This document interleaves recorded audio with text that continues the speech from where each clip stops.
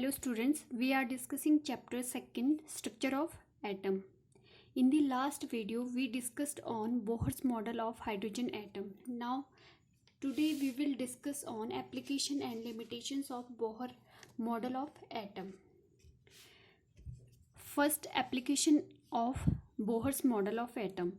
First is Bohr's explain the stability of atoms. ठीक है, Bohr's ने क्या है एटम की स्टेबिलिटी तो एक्सप्लेन कर दी थी. ठीक है, ये क्या है मेजर एप्लीकेशन थी बोहर्स मॉडल की. फिर सेकंड जो एप्लीकेशन थी, Bohr's theory has been use to drive the Balmer's formula. ठीक है, और इसने क्या है बाल्मर्स जो फार्मूला था बाल्मर्स ने दिया था. ठीक है, तो उसने क्या है has been use to drive Balmer formula. ठीक है, तो उसने क्या है बार्मूला जो फार्मूला था तो एनर्जी क्या है उससे फाइंड आउट की थी. ठीक है, delta E is equal to 2.18 into 10⁻⁻18 joule into 1/n1 square upon n2 square, और we can say n initial and final.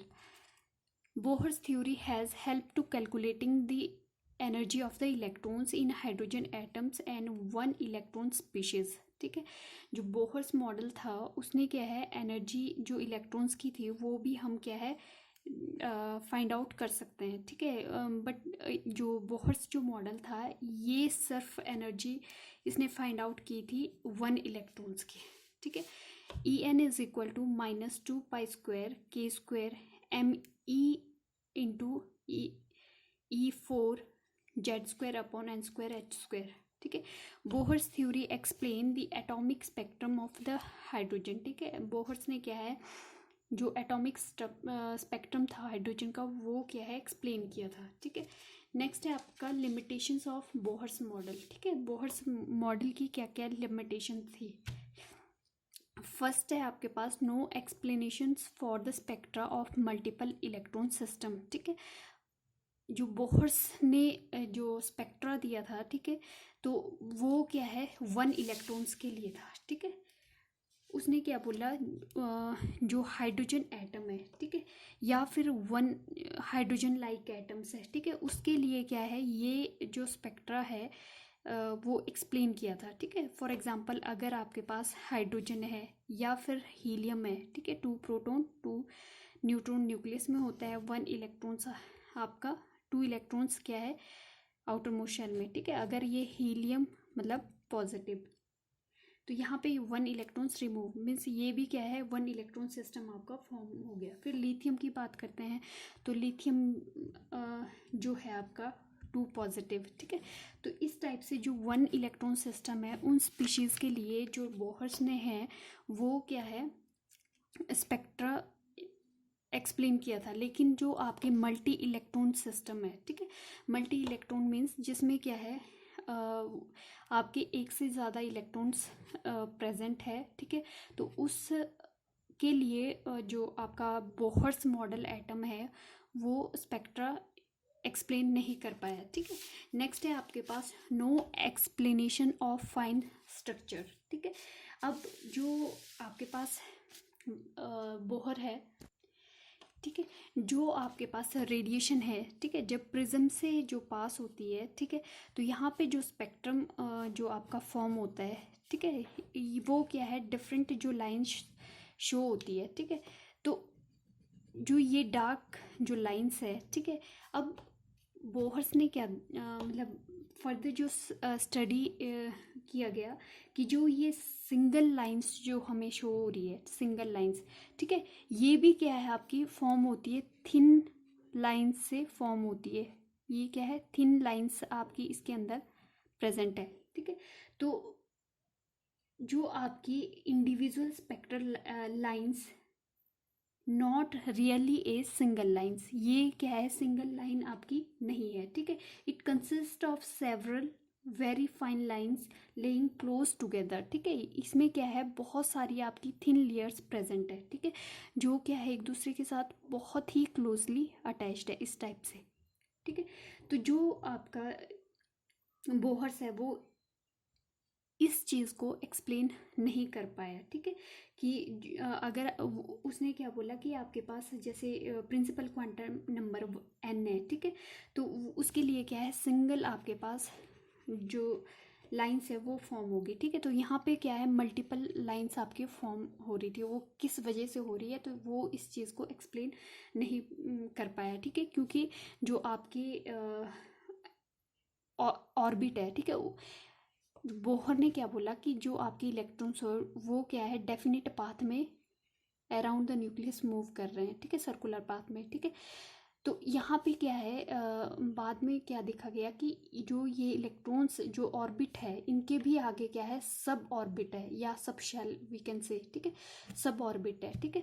तो अकॉर्डिंग टू दिस जो ऑर्बिट है आपके पास के है, के शेल में 1s है, ठीक है। यहाँ पे तो इलेक्ट्रॉन्स की 1 ओरिएंटेशन होगी, ठीक है। लेकिन अगर आप एल की बात करो तो यहाँ पे 2s और 2p ये ऑर्बिटल है, ठीक है। यहाँ p ऑर्बिटल की 3 ओरिएंटेशन होगी, ठीक है, px py और pz डायरेक्शन में, ठीक है। बोहर ने तो क्या बोला कि जो आपका इलेक्ट्रॉन्स है वो सर्कुलर पाथ में, प्लेनर जो है आपका सर्कुलर पाथ में फिक्स पोजीशन में मूव कर रहा है। लेकिन यहाँ पे क्या देखा गया कि फर्दर है जो आपके सब ऑर्बिटल फॉर्म्स हो रहे हैं, पी के भी 3 ऑर्बिटल है, p x p y p z, ठीक है। तो ये आगे क्या है, डिफरेंट ओरिएंटेशन में मूव करेंगे, एक्स डायरेक्शन में या ऐसे मूव कर रहा है, या आपका एक्स डायरेक्शन में, इस टाइप से इलेक्ट्रॉन्स की मूवमेंट हो रही है, ठीक है। तो ये जो डिफरेंट ओरिएंटेशन है तो इलेक्ट्रॉन्स की, ये डिफरेंट स्पेक्ट्रल लाइंस दे रही थी, ठीक है। तो वो बोहर्स है इस चीज़ को एक्सप्लेन नहीं कर पाया था। नेक्स्ट है आपके पास no explanation of motion of electrons in 3D space, कि 3D स्पेस में जो इलेक्ट्रॉन्स का मोशन है वो क्या है, एक्सप्लेन नहीं कर पाया था, ठीक है। उसने तो सिंपली बोला प्लेनर स्ट्रक्चर है जो एटम की है, ठीक है, और इलेक्ट्रॉन्स आपके सर्कुलर पाथ में फिक्स पोजीशन पे ऑर्बिट पे मूव कर रहे हैं, ठीक है। जबकि ऐसा नहीं था, इलेक्ट्रॉन्स क्या है आपके डिफरेंट जो ओरिएंटेशन थी इसकी, ठीक है, इस टाइप से भी मूव कर सकता था, इस टाइप से भी मूव कर सकता था, ठीक है।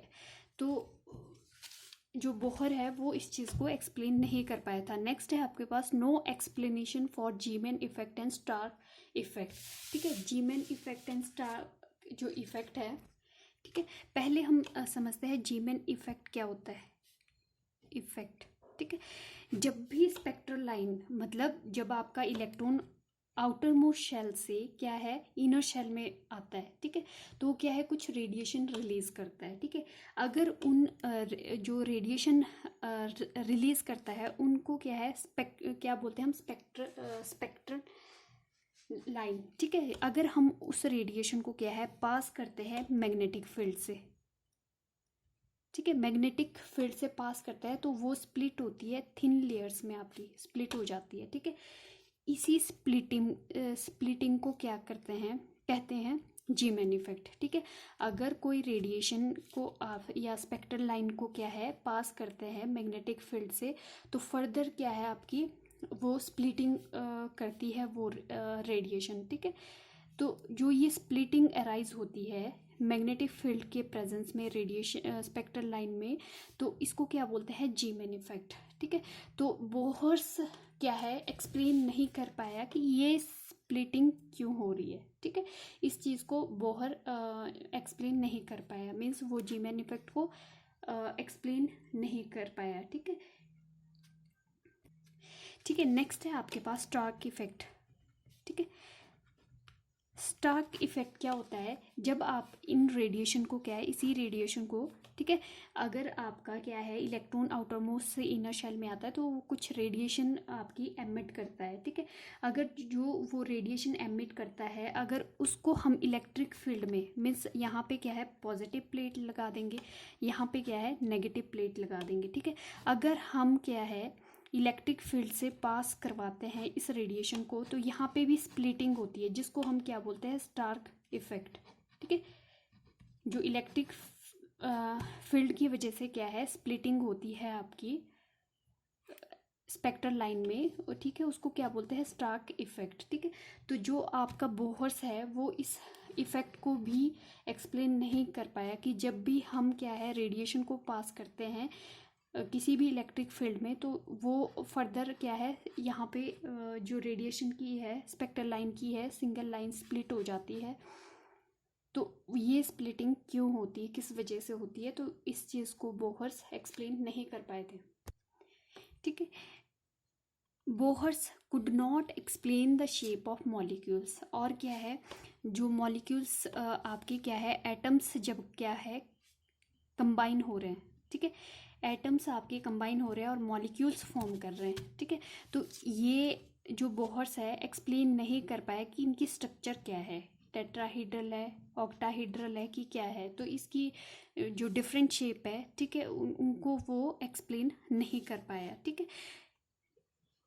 Bohr's not explain the de Broglie and Heisenberg uncertainty principle, ठीक है। जो आपकी फर्दर जो डेवलपमेंट हुई, ठीक है, जो डी ब्रोगली ने दिया या हाइजेनबर्ग जो प्रिंसिपल आया, तो जो आपका बोहर्स है वो इस चीज़ को एक्सप्लेन नहीं कर पाया था, ठीक है। तो इस टाइप से ये क्या है डिफरेंट जो बोहर्स की लिमिटेशंस थी, ठीक है, जो उसके मॉडल में थी, ठीक है। वो ये सिर्फ एक्सप्लेन कर पाया हाइड्रोजन लाइक एटम्स के लिए कि for example hydrogen helium 2 positive, ठीक है, फिर आपका लिथियम 2 पॉजिटिव, हीलियम पॉजिटिव है ना, मोनो एटॉमिक, जिनके आउटर मोस्ट शेल में सिर्फ आपके 1 इलेक्ट्रॉन प्रेजेंट है, उनके लिए ये स्पेक्ट्रा दे पाया, ठीक है। बाकी मल्टीपल जो इलेक्ट्रॉन सिस्टम है उनको एक्सप्लेन नहीं कर पाया, ठीक है। फिर फाइन स्ट्रक्चर भी नहीं स्पेक्ट्रम की एक्सप्लेन कर पाया कि फाइन स्ट्रक्चर क्यों नहीं है, ठीक है। फिर आपके पास एक्सप्लेनेशन मोशन ऑफ इलेक्ट्रॉन की 3 डायमेंशन में आपका जो इलेक्ट्रॉन्स है मूव कर रहे हैं, ठीक है।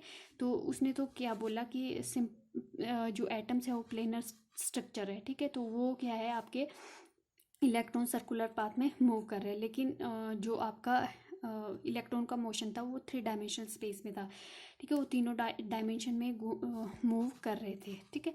फिर उसने क्या है जीमैन इफेक्ट और स्टार्क इफेक्ट भी एक्सप्लेन नहीं कर पाया कि इलेक्ट्रिक और मैग्नेटिक फील्ड में जो स्पेक्ट्रम लाइन की जो स्प्लिटिंग हो रही है वो क्यों हो रही है, ठीक है। फिर उसने क्या है शेप भी अगर आपके एटम्स कंबाइन करके मॉलिक्यूल्स फॉर्म कर रहे हैं तो उनकी जो शेप है उनको भी एक्सप्लेन नहीं कर पाया। फिर आपका लास्ट जो था डी ब्रोगली और हाइजेनबर्ग प्रिंसिपल था, तो वो इस चीज़ को भी एक्सप्लेन नहीं कर पाया था। ये आपकी कुछ एक लिमिटेशन थी जो बोहर मॉडल्स में थी।